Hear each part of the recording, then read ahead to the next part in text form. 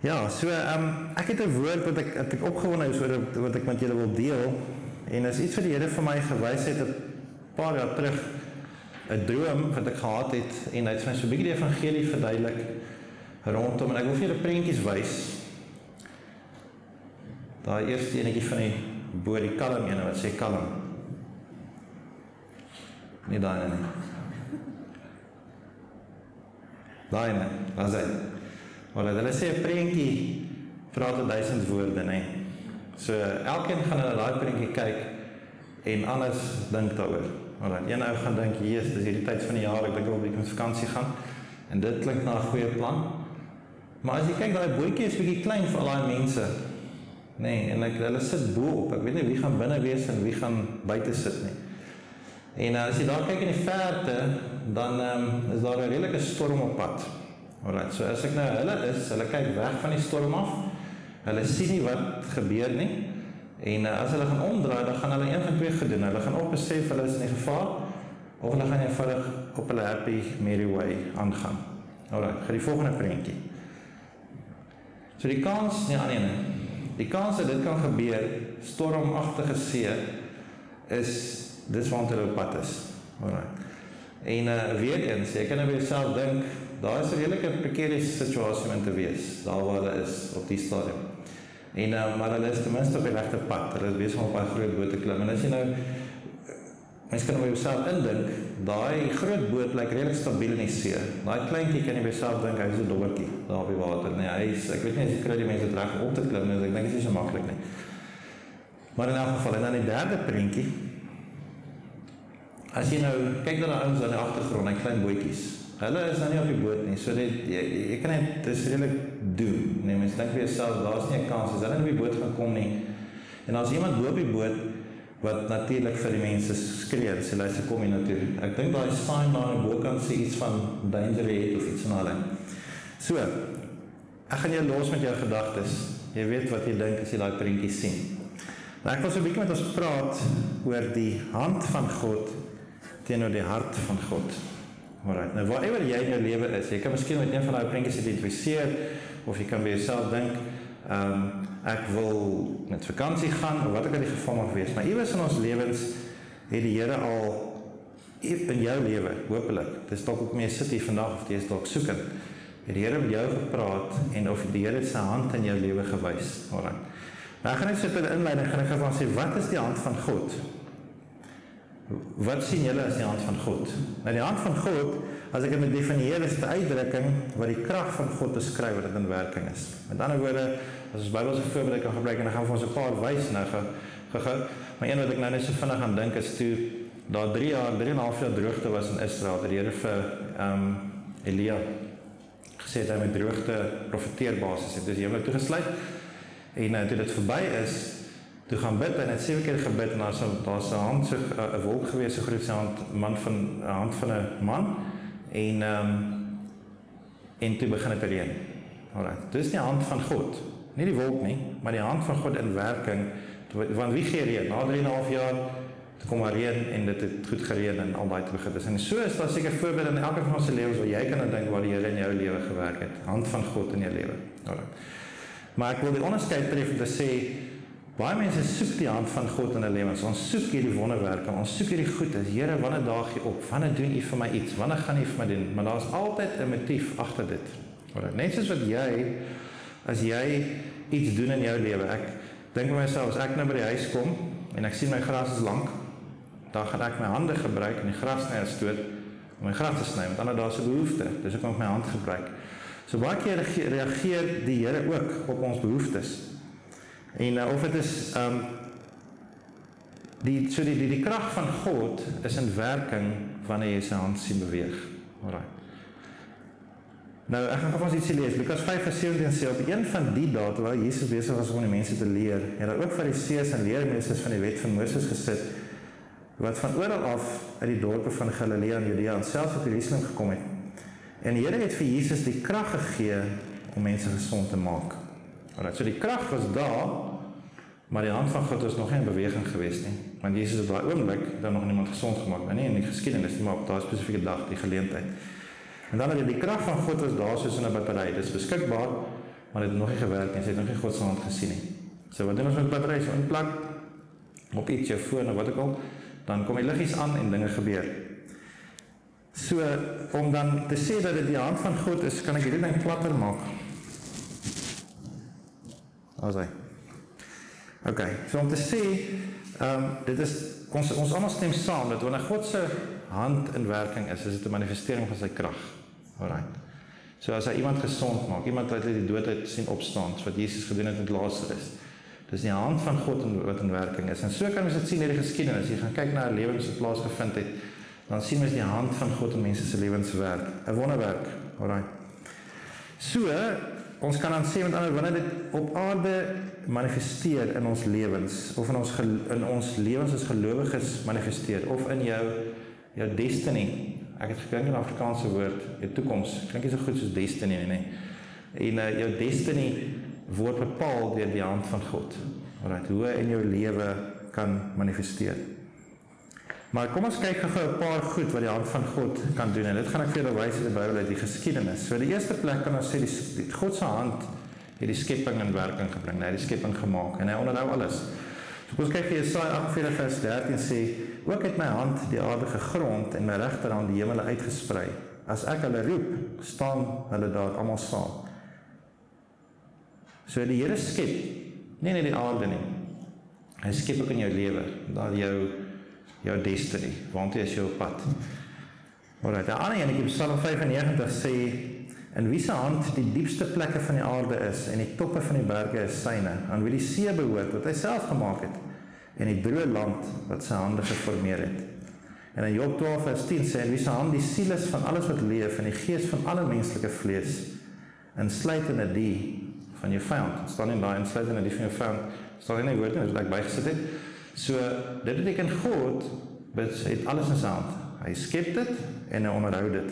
In Psalm 3, sê hy, ek het gaan lê en in die slaap, en aan die slaap mag geraak. Ek het wakker geword van die Here ondersteun my. Met ander woorde, God het vir Dawid in daai situasie, dis 'n Psalm wat hy geskryf het toe hy sy seun Absalom gevlug het. So hy was in 'n baie slegte situasie. Sy seun het 4 jaar lank het hy by die poort gesit. Hy het mense se vertroue ingeboesem en toe wil hulle basiese staatsgreep uitoefen op Israel. En toe moet Dawid vlug vir sy lewe. Toe skryf hy hierdie Psalm. Nou kan jy myself dink, ek weet nie van julle nie, maar as 'n bietjie iets krapperig in jou lewe is, mense wat teen jou opstaan en mense wat met jou mislik is en al daai goed is, dan dit krap in 'n mens, nê. En dan baie slaap ou nie lekker nie, as jy streweling met die werk en dan slaap hy nie lekker nie. Hier kom Dawid en hy sê, ek het gaan lê en in slaap te raak en ek het wakker geword en die Here ondersteun my. So God onderhou goed. Alright, as ons net kyk vanoggend het die son opgekom, middag gaan hy ondergaan. Dis God se hand wat in werking is, daagliks, elke dag in ons lewens.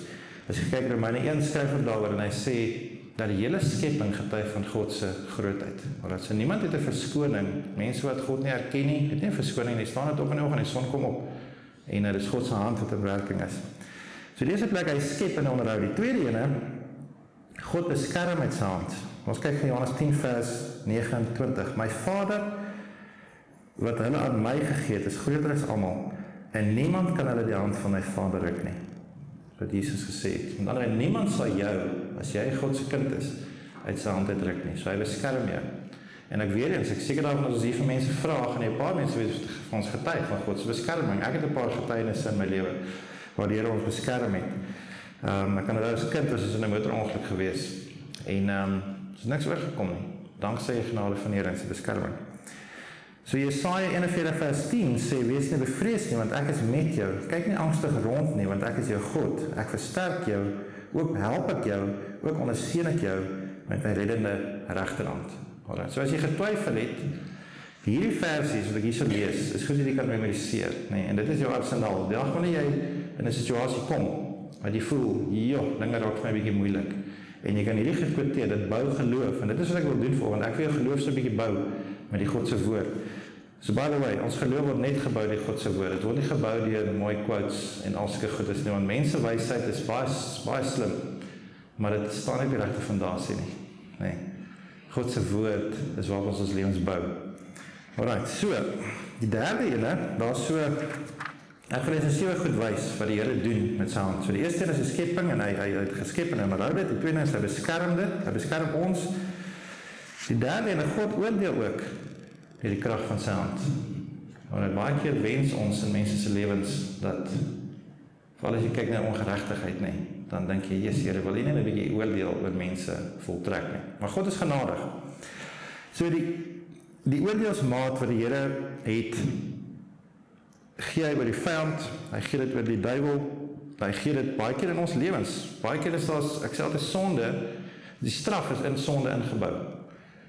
So as ek nou vandag gaan en ek gaan breek en ek gaan steel iets, dan gaan die straf is klaar ingebou in daai sonde. So ek gaan my oordeel sommer hier kry, nou, ek gaan my vang en ek gaan dalk 'n boete betaal, of gaan tronk toe, wat ek in geval gewees. Maar God se oordeel is die finale oordeel. So kom ons kyk Jesaja 19 vers 16 sê, in die dag sal die Egiptenaars wees soos die vrou, hulle sal bewe en vrees vir die hand geswaai van die Here, van die leerskare wat hy teen hulle swaai. So nou ken ons die storie van toe Israel uit Egipte uitgetrek het, toe die Here gesê, ek gaan my hand teen hulle oplig. En daar was 10 plaag gewees en die Here het hulle iets gewys, het wonders en tekens onder hulle gedoen, sodat hulle agtergekom het, weet jy, hier is iets groter as ons. Ons dink ons is die magtige nasie, maar God is groter as wat jy dink ooit in jou lewe wat jy kan doen. Moenie arrogant raak nie, so jy moet versigtig wees hoe jy die hand van God hanteer in jou lewe. Sefanja 1 vers 4 sê, en ek sal my hand uitstrek teen hierdie dag en teen al die inwoners van Jerusalem. Ek sal ook uit hierdie plek uitroei wat van Baal oorgebly het, die naam van die afgodsdienaars saam met die priesters. So inderdaad God weet in sy eie volk geprofeteer en gesê, weet jy wat, julle maak droog. Ek gaan julle pak slag gee. In Amos 9 vers 2, al dring hulle deur in die doderyk, my hand sal hulle daaruit haal. En al klim hulle op na die hemel, ek sal hulle van daar laat neerdal. So as jy nou gedink het, soos jy Jona uitgedink het, weghardloop van die Here of nie, en toe gaan al die Here om, selfs met 'n vis. Alright. So die Here kan enigiets gebruik, so respekteer God se hand in jou lewe. So as jy die hand van die Here, baie keer wil ons sê, die hand van die Here rus op my lewe swaar en hy seën my. Maar dit kan ook gebeur dat die Here baie keer in ons lewens besig is om ons te korrigeer, te dissiplineer. So moenie God se hand in jou lewe verag nie. Hy is lank, want hy kan tot in die doderyk gaan en hy kan ook tot in die hemel gaan, waar ook al jy jouself bevind. So ek wil jou aanmoedig, leer om te sê dat dit God se hand is wat jou kwalifiseer om dinge te bereik. Alright. Baie keer dink ons sê, maar ek het geswat, ek het dit gedoen en alles in my eie mag en my krag, ek seker dit is vermag. Maar leer, as jy kind van God is, leer om in jou lewe te sê, weet jy wat, dank die Here vir sy hand in my lewe, dat hy my die vermoë gee om hierdie goedes te doen. Die vierde ene is redding en verlossing, is deur sy hand. So nou, God oordeel deur sy hand, maar hy red ook deur sy hand. Ek gaan nou nie al die versies lees nie, terwille van tyd. Maar hy sê, hulle is toch die knegte, in Nehemia 1 vers 10, sê, hulle is toch die knegte, en die knegte is ek en jy, en die volk wat die verlos het deur die grote krag en deur die sterke hand. So die Here red sy mense. En Deuteronomium sê, maar omdat die Here julle lief gehad het en die eed gehou het, dat hy vir julle vaders gesweer het, die Here julle met 'n sterke hand uitgelei en jou uit die slawehuis uit die hand van Farao, die koning van Egipte, verlos. Alright, weer eens kan ek seker wees, daar's goed in jou lewe wat jy al agtergekom het, waar weet jy, die Here het my verlos in 'n situasie. Party mense is in 'n werksituasie wat nie vir hulle lekker is nie, en dan bid hulle vir 'n ander werk en kry 'n ander werk. Dis die hand van die Here in jou lewe. So die vyfde enetjie is God versterk deur sy hand. Hoeveel van julle dit al beleef? Wanneer jy voel, yes, ek kan nie meer nie. Dinge is vir my moeilik, ek kan dit nie meer doen nie. Psalm 89 vers 20 sê hy, toe het u in u gesig gespreek met u gunsgenote gesê, ek het hulp verleen aan 'n held, 'n uitverkorene uit die volk verhef. Ek het Dawid my knegt gevind met sy heilige olie omgesalf, met wie my hand bestendig sal wees, ook sal my arm hom versterk. Die vyand sal nie val en die kwaadoener hom nie verdruk nie. Alright. So dis die lekker een, wat ons allemaal wil hê, Here versterk my asseblief in my lewe, help my asseblief, maar dit is so, dis wat God doen. Alright, die Here is daar vir ons. Koning 1 Konings 18 vers 46 sê, maar die hand van die Here was oor Elia, sodat hy sy heupe omgord en voor Agab uitgeloop het in die rigting van Jesreel. Dis nadat hy gebid het. En onthou die storie. Toe dit nou gereën en toe Elia voor die koning met sy perde en sy strydwaal wat hy gehad het, het hy uitgehardloop. En dink jy, is dit moontlik? Wel, God het hom versterk. Alright, dit is wat God doen. Hy versterk ons, hy help ons in ons moeilike situasies. Ek dink aan iemand soos Charlie Kirk, julle almal ken seker vir Charlie Kirk, nee. Hy was jong geweest, 31 toe sy dood. Jesus was 33 toe sy dood. So vir sommige is die hand van die Here op jou lewe, as hy rus op jou lewe, kan jy in 'n kort lewe baie groot impak hê. As jy dink aan Charlie Kirk, hy was 18 toe hy begin het daai organisasie en hy is 31 toe hy dood is. Kyk wat sy impak hy gehad het. 'n Wêreld, miljoene mense het hom gelei. Kyk na Jesus, die impak wat Jesus gehad het. Nou wil jy vir my sê dis net 'n man wat seker goed kan doen? Jesus was 'n mens, hy was ten volle mens geweest, maar as gevolg van God se hand op sy lewe wat hom versterk het, is ek en jy vandag hierso. 2000 jaar na die tyd, nee. En ek weet self as ek vandag een van 'n organisasie of 'n beweging begin en God se seën rus nie daarop nie, en God se hand is nie daar nie, dan is dit iets wat kom en gaan en miskien oor die 100 jaar van nou af dan weet mense nie eens meer van dit nie. Maar as God se hand daarop rus, dan is dit iets soos die evangelie, Jesus Christus se boodskap aan ons, wat 2000 jaar nog steeds sterker staan vandag, so dit gestaan het toe hy begin, dit begin met 'n klein groepie mense, en dit het uitgebrei na waar ons vandag is. So, dan, en dit bly amper in die volgende punt in, God se lig op en verhoog deur sy hand. Engels sê, God lifts up and he exalts by his hand. In 1 Kronieke 29 vers 11 sê, aan U Here, kom toe die grootheid en die mag en die heerlikheid en die roem en die majesteit, ja alles in hemel en op aarde, aan U Here, kom toe die koningskap en die selfverhooging as hoof oor alles, en die rykdom en die eer kom van U, en U heers oor alles, en in U hand is krag en mag, en in U hand is dit om alles groot en sterk te maak. Dis in God se hand. Alright, so, daar's baie verwysings in die woord wat vir ons sê, selfs presidente, nou kyk eens na president en dink jy, Jesus, met hierdie ou is vir die pad heeltemal byster. God se hand sit mense in plekke en posisies, alright, God se hand rig mense op. So al lyk dit vir ons nie baie keer so nie, gaan lees die Bybel, ons sal sien, selfs goddelose konings, is deur God daar gesit, alright, om 'n doel te bereik. Alright, nou, ons beweeg na 'n punt toe. Alright, so, wanneer God oplig, sal mense jou hoor, en mense sal jou sien. Alright, dink daaroor, Selah, pause and calmly think about that. Nee, wanneer God jou oplig, sal mense jou hoor, en jou sien. Hoekom? Ons gaan nou by die hart van God uitkom. Hoekom doen God dit? Hoekom dink jy lig God mense op? Want God het ook 'n hart net soos ek en jy. Alright. En dan die laaste enetjie, die 7de, is God bewerk tekens en wonders teesaan. En dis wat ons almal like. Ons like die tekens en wonders, nee. As ons bid en dinge gebeur in ons lewens, dan is dit nou wonderlik. So, 'n wonderwerk, en sê 'n wonderwerk is iets wat jy laat wonder. Net anders is nie wonder nie, is nie wonderwerk nie. Alright, die wonder hoe dit gebeur. Hoe het hierdie ding gebeur? Hoe is dit moontlik? Hoe kan 'n been aangroei? Hoe kan 'n persoon gesond word as ons vir hom bid? Niks met my te doen nie, want God is die een wat wonders doen. Die wonders en die tekens. Tekens. Dink aan die Israeliete met die 10 plaae, die goed wat daar gebeur het. Dink in ons dag, so ruk terug, ek weet nie of julle kan onthou nie, dit is ook groot in die nuus gewees, en dink is in Californië in Amerika, iewers, toe daai hele gebied afgebrand. Nee, hele woongebied het afgebrand. En as jy gaan kyk, het voor die tyd was daar hierdie awards gewees, en die mense God gemok het in hierdie awards, hierdie film awards en al die goed is. En kort daarna, nou wil mense, as jy nou baie heilig en christelik is, dan wil jy nou van sê, nee, die God sal nou nie sulke goed doen nie. God se hand is in werking. En as God besluit om mense te straf, of om mense te wys dat hy is groter, as wat hulle dink in hulle gedagtes, dan sy hand in werking, en dit is sy krag. So tekens en wonders vind deur God se hand plaas. Kom ons kyk gou, ook in Eksodus 3 vers 19, en sê, maar ek weet dat die koning van Egipte julle nie sal laat gaan nie, ook nie deur 'n sterke hand nie. So, wat hy bedoel is, deur 'n sterke hand, is as daar iemand is, of iemand opstaan, en sê, maar ek gaan myself verset teen hierdie koning. Hy gaan jy nie laat gaan nie. Hy sê, en ek sal my hand uitstrek in Egipte, met al my wonders tuister, wat ek daarin sal doen, en daarna sal jy hulle trek. So, party mense met so bietjie, my pa het altyd so 'n voorbeeld gehad, hy sê, party mense is soos 'n druiwekorrel. Want 'n druiwekorrel kan jy pluk, en jy kan hom eet, jy vee miskien so 'n bietjie af, en jy eet jy hom.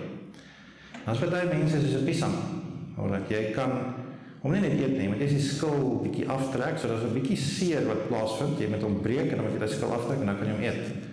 Maar dan is party mense soos 'n mieliepit. Want dan mieliepit, dink oor die proses wat 'n mieliepit deur gaan, hy groei, word droog aan die stronk, dan word daai stronk word met krag afgebreek van die mielie af, die plant, en dan word daai pit met krag afgestroop van daai stronk af, En dan word hy gemaal, dan word hy gekook, en dan is hy eers bruikbaar. So baie mense met deur sulke prosesse gaan, voordat hulle bruikbaar is vir God. En so God werk tekens en wonders deur sy hand. Alright, nou kom ons by die hart van God uit. Nou ek en jy elkeen, baie keer sê ons is baie groot in films en goed is, en sê, just follow your heart. Man, jy verstaan nie my hart agter die ding nie, my hart is eintlik goed, nie. So wat is, ons almal weet instinktief, wat is die definisie van my hart? Alright, dit is my bedoelings, nee, dit is my motiewe, my intensies, my wese, die rede agter iets wat ek doen. Alright. En dit is God. So as ek nou kyk na my prentjies, baie mense bevind hulle self in situasies in hulle lewe, en as gevolg miskien jou eie besluite, waar jy kom, en dan wonder jy, maar Here, waar is hier my lewe? Baie keer, ek wil nie te veel na daai goed ingaan nie, maar baie keer gebeur goed in ons lewens, om my voor te berei, dat ek eetbaar kan wees, alright, soos wat die mieliepit eers deur 'n proses moet gaan. En so God se hart, en die verskil is, ons sê baie keer, just follow your heart, dis wat ons in die films en goed is hoor, maar ons weet ook wat sê die Bybel oor mense hart. Die Engelse Bybel sê, our heart is desperately sick, it's wicked. Alright, met ander woorde, moenie jou hart volg nie, moenie die raad van die films volg nie, want jou hart is deceitful. Daar is soveel goed in ons harte wat nie altyd goed is nie. Alhoewel ek dink my intensies is goed. Wie se intensies is suiwer? God se. Met ander woorde, as God 'n proses in die gang sit in jou lewe, selfs soos met die Egiptenare wat hulle uit die land uit of die Israeliete uit die land uit wou gelei het. God se intensies is absoluut perfek. Om in eerste plek vir die een groep mense te wys wie is hy, eintlik vir albei mense te wys wie is hy en hoe groot is hy, hoe groot God is hy. So 'n getuienis is iets wat in ons lewens gebeur, wat God se hand vir ons gedoen het. So God se hand is in werking, en dan gebeur er iets met jou dat ek 'n getuienis moet vertel. Nou, meeste van die kere, as ek 'n getuienis het om te vertel, dan kan ek altyd sê, maar weet jy wat, die Here het beter geweet. Dis hoekom dit gebeur het in my lewe, en God se hart agter dit was goed geweest, om my te leer, en vir my te sê, hy is 'n goeie God. Maar jy het ooit al gewonder, as ons kyk in Israel se geskiedenis, en dit is maar net uitdrukking baie van wat in ons lewens ook gebeur. Ek het myself al baie die vraag afgevra, hoe kan 'n volk wat so baie tekens en wonders gesien het van God, dan sien jy een koning is in leiding van die volk, en dan die volgende koning is afgode, dan raak hulle heeltemal van God af weg. En dan moet hulle weer geleer word, dan moet daar 'n volk kom wat hulle verdruk, en 'n nasie kom, alles. En dan die vraag wat ek vra is, hoe kan jy die hand van God in jou lewe sien beweeg, en nie met God te doen kry nie? Dat jy nie die hart van God verstaan nie. Nou, die Israeliete is weer 'n goeie voorbeeld van, hulle was in die woestyn geweest. Wat was God se intensie geweest van die begin af? Hy het gesê, ek gaan na beloofde land te vat. Nou, die ouens wat die dinge nou goed ken, die Bybel, die geskiedenis, alles mooi verstaan, het gesê, daai trek van Egipte na die beloofde land is omtrent 2-3 weke geweest, wat hulle moes trek. En ons kan ook in die storie, dat was 40 jaar in die woestyn. En in daai 40 jaar het hulle elke dag die hand van God in hulle lewens gesien. Manna en kwartels. Vir 40 jaar, ek wil ooit die logistieke van daai goed is bedink. Hoeveel manna en hoeveel kwartels moes daar wees? Hulle sê daar is omtrent so 3 miljoen mense gewees, plus minus Jode. En hulle sê ook dat die Joodse gebruik was gewees, hulle het nie mans getel. So as die sommetjies sin maak, kom ons sê is 3 miljoen mans, en daar is elke nog 'n vrou, en daar is miskien nog elke 'n kind. So plus minus tussen 3 en 9 miljoen mense, wat elke dag ons kos kry. Dit is net mind-boggling. So die hand van God was in hulle lewens in werking, maar tog was hulle in die woestyn. Alright? So dan vra ek myself, hoe kan jy met die hand van God te doen kry, en die hart van God mis? God se hart is 'n beloofde land, maar as gevolg van hulle hardkoppigheid, het hulle in die woestyn gesit, en daai geslag moes uitsterf, en 'n nuwe geslag moes opgewek word, wat God se hart geken het, wat God se hart verstaan het. So die vraag wat ek jou wil vra is, wat is in jou lewe aan die gang, wat jy die hand van God soek, maar jy mis die hart van God heeltemal. So, hulle was buite die wil van God, as jy mooi daar dink, Israel. Hulle was in die woestyn, God het hulle beskerm, die hand van God was daar, daai goed het ons nog gekyk, het sê, hy het hulle onderhou, hy het hulle beskerm, hulle het sy hart gemis. Hulle het sy hart gemis. So, wat ek hier geskryf het, is, wees versigtig, dit het nie so gewoond word aan God se hand, dat jy nooit by sy hart uitkom nie. So as jy deur 'n moeilike tyd gaan, Jakobus leer ons, sê, ag, louter vreugde, want dit is of 'n beproewing, of dis 'n toets. So 'n beproewing kom van die duiwel af, en 'n toets kom van God af. So hoe onderskei daai twee van mekaar af? Dit is nie altyd maklik om die goed te onderskei nie. Maar my gesindheid, dit is jou attitude, dit is jou altitude, nee. Dat my gesindheid, hoe ek die goedes aanpak in my lewe, kan bepaal waar my destiny is. En God is in dit. Alright, so hoe vinniger ek myself, wat is daai in vers wat sê, submit yourself under the mighty hand of God, and in due time He will lift you up. Alright, so God se hand kan dit in jou lewe doen. Nou as jy gaan kyk, Matteus 6 vers 33 skryf, sê Jesus, hy sê, soek julle eers, hy begin eers met sê, dat hy ons praat oor, kom al julle wat julle se eet, drink en aantrek, en kyk na die voëls van die veld, kyk na die blomme en al die goed van die veld. Hy sê, dan kom hy by vers 33, wat hy sê, maar soek julle eers die koninkryk van God, en sy geregtigheid, en al die ander goed sal bygevoeg word. Met ander, wat is God se hart? Dis nie dat hy nie vir jou wil kos gee nie, want hy sê, jy moet sy Vader weet dat julle die goed is nodig het. Hy sê, maar ek sê vir julle, soek julle eers die koninkryk van God, en sy geregtigheid. En al die ander goed sal bygevoeg word, want daai is vir my vers met 'n baie groot catch. Alright, want die Here weet, as jy hom soek, gaan jy niks anders wil hê. Alright. Maar ons is so baie keer gefokus, Here, maar wat van dit? Wat van my kinders se studies? En wat van dit? En hoe gaan ek hierdie goedes betaal hierdie maand? En hoe gaan ek al hierdie dinge doen? Soek God, kom in sy hart uit. En hy sal jou destiny vir jou in plek sit. Hy sal vir jou kinders se toekoms in plek sit. En so baie keer wil ons hierdie goedes in ons eie hande neem, nee. En dis fine, dis wat nie veroordelende ding nie, van God sal jou lei. Psalm 23, nee, wat sê die Here is my herder, ek kom niks kort nie. So, kom ons kyk gou hierso. Toe die disippels, en onthou hier is menslike natuur, want nou kom Jesus, hy leer sy disippels, hulle sien die tekens en die wonders wat hy doen. En op 'n stadium sê hulle, goed, nou gaan ek julle leer, en ek gee vir julle die mag, oor die duiwels en oor die skorpioene en of al die goed, hy sê, ek gaan vir julle, en hy stuur hulle uit, hy stuur hulle 2 uit, hy stuur 72 mense uit. En nou gaan hulle, en hulle kom terug, en hulle is baie opgewonde, en Lukas 10 vers 17 sê, die 72 het vol blydskap teruggekom en gesê, Here, selfs die bose geeste onderwerp hulle aan ons, by die woord van die naam. En hoe antwoord Jesus hulle? Ek sê nou gedink dat ons menslike taal sê, Jessie, well done man, ek is so bly julle het dit gedoen, en ek is so bly julle het gedoen het, vir julle gesê het. Maar Jesus antwoord hulle, hy sê, ek het die Satan soos 'n weerligstraal uit die hemel sien val. Ek gee 'n weird antwoord. Hy sê, kyk, ek het aan julle die mag gegee om op slange en skorpioene te trap, en om die vyand met al sy geweld te oorwin, sodat iets julle enige, sonder dat iets julle enige leed kan aandoen. En nou hoor wat hy sê, maar en tog moet julle nie bly wees, omdat die geeste aan julle onderwerp nie, maar wees veral bly, omdat julle name in die hemel opgeskryf is. Ander vertaling sê, om wees veral bly, omdat julle naam in die boek van die lewe geskryf is. Met ander, wat is God se hart? Yes, hier is daaglikse goed wat ons te doen kry nie. Geeste en goedes luister vir die disciples, en hulle is excited daaroor, en het is goed om daar opgewonde te wees daaroor, maar kyk na die hart van God agter dit. Jou naam is in die boek van die lewe geskryf. Dis waarby die fokus. Ek lees 'n stelling wat iemand sê, the seeker is not the sinner. Ons het op 'n stadium was 'n baie groot ding gewees van wie seeker sensitive is, mense wat inkom en hulle soekend na God. Maar hy sê, the seeker is not the sinner, the true seeker is God himself, who came to seek and save the lost. Johannes 3 vers 17. 3 vers 16 sê, ons lief het God die wêreld gehad, sodat hy sy negeer. Dan sê vers 7, hy sê, hy het my nie gekom in die wêreld te veroordeel nie. Hy het gekom te soek die wat red en verlore is. So wie is die regtige soeker? God.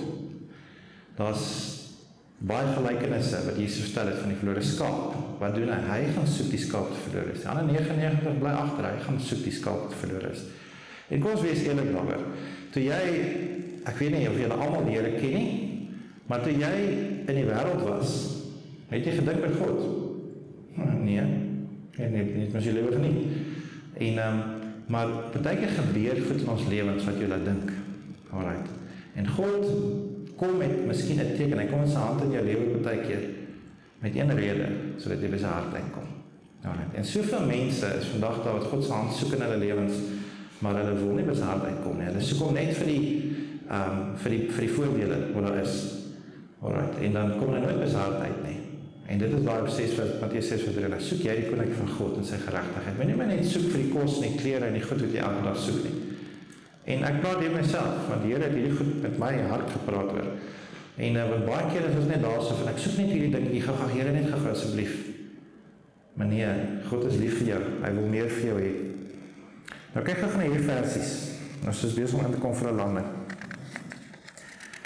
In Johannes 1, vanaf 1 tot 14, ek gaan nou nie alles lees nie, ons almal ken die gedeelte, dit is die woord, die opskrif is die woord het mens geword. En in die begin was die woord daar, en die woord was by God, en die woord self was God. Hy was reeds in die begin by God. En dan gaan ons so aan, en na vers 9, sê hy, die ware lig wat elke mens verlig, was aankom na die wêreld toe. So probeer net jouself indink in hierdie scenario, van hierso is 'n mensdom wat verlore is. Onthou, Adam en Eva het gesondig, en hier's 'n mensdom wat net eenvoudig van God af gedwaal het vir plus minus 4000 jaar. En hierso kom 'n event in die geskiedenis waar God Jesus stuur. En hy sê, maar ek gaan jou stuur om hierdie mense om te red, want dis vir my te hartseer om dit te sien verlore gaan. En nou sê hy, daar was 'n lig wat aan die kom was na die wêreld toe. Hy was in die wêreld, en die wêreld het deur hom tot stand gekom. Genesis 1 vers 1, in die begin, God sê dat daar lig wees, en daar was lig.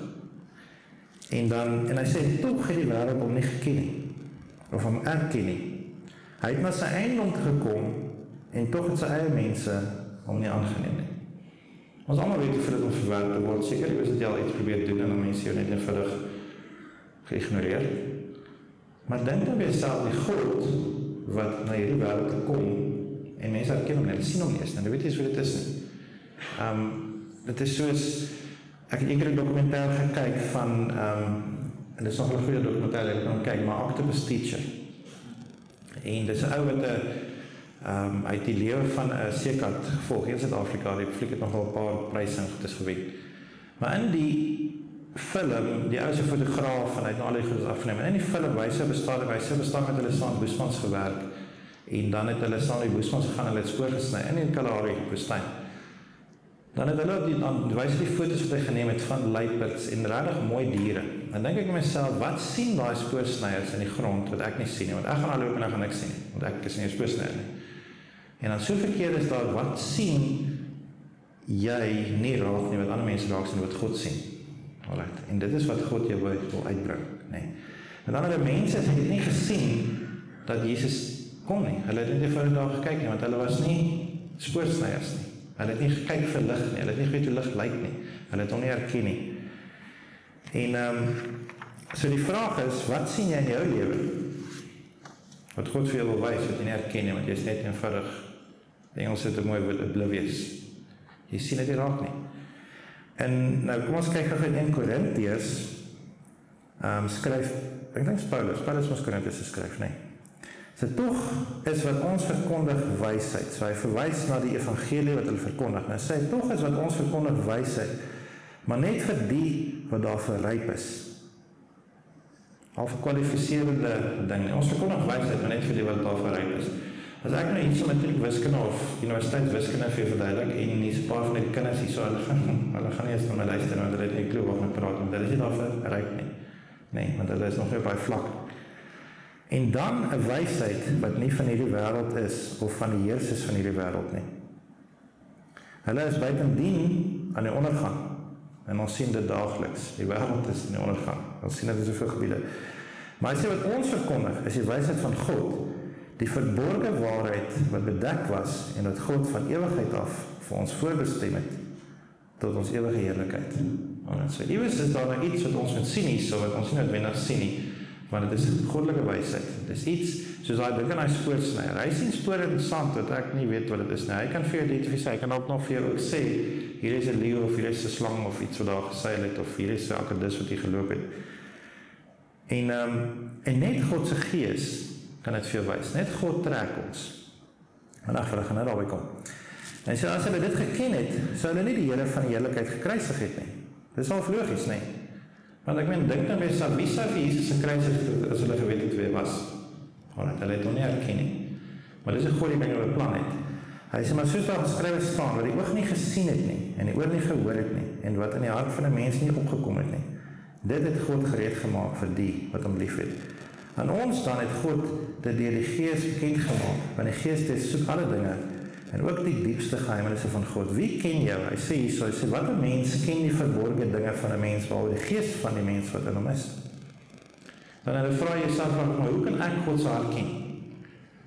Hoe kan ek dit weet? Hoe weet ek dit aangaan? Dit is net so goed, jy vra my, hoe kan ek my hart ken? Dink ken ek my hart eers nie, want hy is bietjie deceitful. En maar dink by jouself, wie ken jou diepste binneste?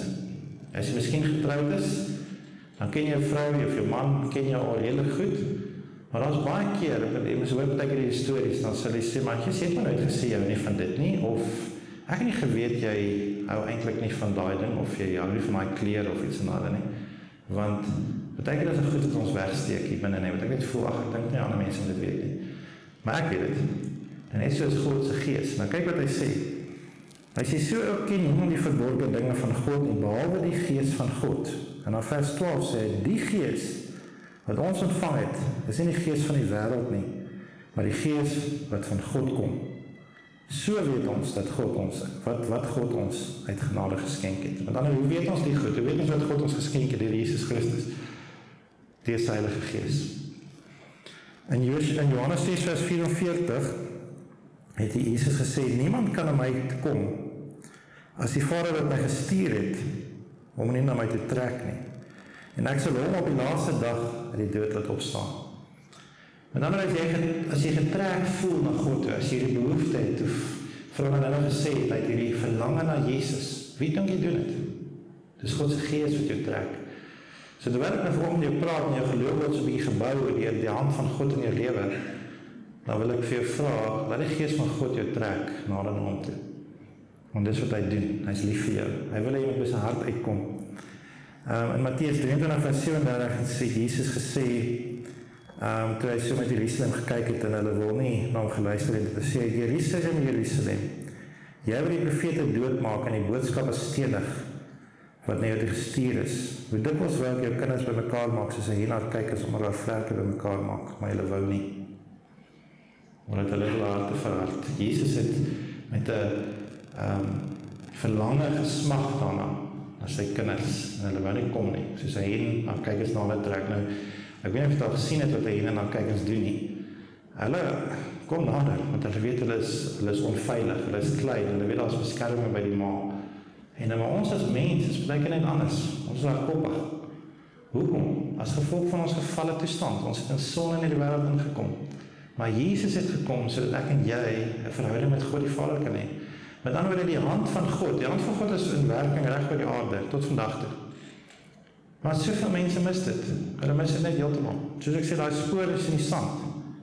Maar as ek hom nie weet wat se spore is nie, mis ek dit. En dan kom ek nie by die mooi prys uit van die, in daai geval wat ek gesê het, die foto wat die ou geneem het van die luiperd of die mooi dier, die wild wat hulle afgeneem het nie. En dan dink ek by myself, maar ek het nie geweet seker mooi goed is in die woestyn nie. En net so is dit in ons lewens. Partykeer weet ek nie wat God vir my beplan nie. Maar as jy daai hinkering in jou het volgend, dan wil ek jou vra, moenie dit nee sê vir dit nie. Vat tyd, maak tyd met God. En laat hy jou, soos wat hy jou trek, kom nader na hom toe. Want hy is lief vir jou en hy wil met jou 'n verhouding hê. Nou goed, ek wil so net so vinnig terug te kom aan die prentjies toe. Daar is soveel wat ons kan sê rondom dit. Maar miskien is jy in jou lewe daar waar die bootjie rustig is en jy voel maar my lewe is in orde. En dis goed, dis fyn, dis goed so. Maar ons almal weet, soos ons maar almal as jy 'n bietjie ouer as 3 jaar is, dan weet jy dat daar gebeur goed in die lewe. Daar's goed wat ons bietjie omvergooi van tyd tot tyd. Daar's hartseer in hierdie lewe. En daar is 'n groot boot. Daar's 'n groot skip waarmee jy kan gaan in hierdie storm van jou lewe. As jy in 'n storm is van jou lewe, dan is daar 'n groot skip. En die dag wanneer jy op daai skip klim, is die versoek dat jy vir ander mense vertel van hierdie stabiele skip. Jesus het nergens gesê dat ons gaan net 'n rustige lewe hê nie. Inteendeel, hy het gesê ek het gekom om swaar te bring. En, maar die beginsel is dat ons is op die regte boot. Daai boot is nog steeds in 'n storm, daai groot boot. Nou ek weet nie van julle nie, ek was nog nooit op een van die plesierbote en al daai goed is nie, maar ek hoor lees daar daai bote stabilizers in, en ek weet al wat goed is, hulle het mense wat op het was sê, hulle voel nie as die storm see nie, hulle is groot bote, maar relatief tot die see is enige boot klein. Maar die tegnologie wat hulle nie goed is inbou, maak dat die boot stabiel is. Nou net so, daai boot in Christus is stabiel. Alright. Dis wat hy vir ons gesê, die gelykenis van die bou jou huis op sand, bou jou huis op rots. As jy huis op rots bou, dan sal die storms kom en jy gaan staan. Alright, so daar is stabiliteit in jou lewe. En ek wil vra, miskien kan jy vir ons daai liedjie aansit, en terwyl hy so saggies in die agtergrond speel, wil ek vir jou vra, wat het jy gesien, of waar het jy nie God se hart gesien in die werking van sy hand in jou lewe nie? Het jy dalk nie meer so gewoond geraak aan die man aan die kwartels en vergeet van sy belofte in jou lewe? Daai Israeliete het in die woestyn gesit en hulle het elke dag lekker geëet, hulle was nog gehoorsaam op, hulle wou meer by mekaar maak en dan het die goed vrot geword. Hulle was elke dag nog optel vir daai dag. En die vraag wat ek vir jou wil vra is daar iewers in jou lewe 'n plek wat jy vergeet het, en jy soek God se hand in jou lewe, maar jy mis sy hart heeltemal? Alright, nou dis nie God se hart vir ons nie, God se hart is daar om jou na my na hom toe te trek. En ek wil aanmoedig om net weer te besef dat dit wat God jou geskenk het deur sy seun, Dawid het gelees in Korintiërs wat sê, so weet ons wat God ons uit genade geskenk het. Hy het ons sy seun Jesus Christus geskenk. En ek gaan dink en bedink daaroor. Die woordjie seela as jy die psalms lees, en dit beteken to pause and calmly think about it. So hier is 'n pause oomblik. Dit is 'n to calmly think about this. Alright, beteken dit is nodig om 'n stilte tyd te gaan doen. To pause and calmly think about this. Wat het die Here vir ons gedoen? En waar is ek in die proses? Is ek in die woestyn? Is ek gemaklik in my omstandighede? Is ek gemaklik met die hand van die Here in my lewe? Of mis ek sy hart heeltemal? En dink 'n bietjie by jouself, as jy kinders het, die van ons dan die kinders het, sal miskien nie verstaan nie, as jy kind is, gaan jy dalk 'n bietjie verstaan nie. Maar baie keer is jou pa of jou ma is daar vir jou in jou lewe, en hulle tigtig jou miskien, hulle dissiplineer jou op 'n sekere gebied. Baie keer gee hulle vir jou goed, en dit is lekker as jy goed kry, is nie lekker as jy getigtig word of gedissiplineer word nie. Maar wat is die hart van 'n pa en 'n ma agter dit? Tot baie mense stories gehoor, hulle sê die eerste keer toe hulle kinders pak slaag gegee het, toe hulle ouder was sy kind. Maar dit is nie vir hom lekker nie. Maar sy hart is om sy kind iets te leer. Dus jy weet jy, is die pad wat jy nou opstap, is die verkeerde pad. Ek wil net terugbring van die regte pad. En so ek wil net, kom ons luister jy die liedjie. Miskien kan ons die ligte weer 'n bietjie afsit dat jy beter kan sien. Die liedjie is 'n liedjie van Hillsong wat sê Let There Be Light. En as jy kyk daai gedeelte in Johannes wat hy sê die lig het aan die wêreld gekom en mense se lewens geskyn. En dis my gebed vir oggend dat die Here in elkeen van julle se lewens sal skyn, en my lewe ingesluit. Op daai plekke waar ek die hand van God gewoond geraak het, en dit want is lekker. Ek dit as my pa en my ma vir my gee, ek sê dit as my pa nou vir my klop geld en my rekening aan betaal, dit sal lekker wees. Alright, maar die hart agter dit, wat is die hart om dit te leer? Partykeer wil hy ons goed van ons kinders, om hulle iets te leer, en net so doen God met ons, hy wil hy op sy hart uitkom. En dis my boodskap vanoggend vir julle, dat jy bemoedig word bemoedig deur die hand van God. Dit bou ons geloof, is lekker. Maar weet net, daar is aan die ander kant van die muntstuk ook. En dit is die hart van God. Dit gaan hand in hand. Die hand van God en die hart van God. En mag julle, en ek dink terwyl ons luister na die liedjie, ek gaan nou op 'n praat, luister ons gou. Vat gou hierdie tyd en dan maak jy wat toe, as dit nodig is. Dan luister ons na die liedjie en besef dat God is vir jou lief. En dan wil ek jou sê, dis 'n oomblik van bediening, 'n bietjie na die tyd as ons mekaar kan bid.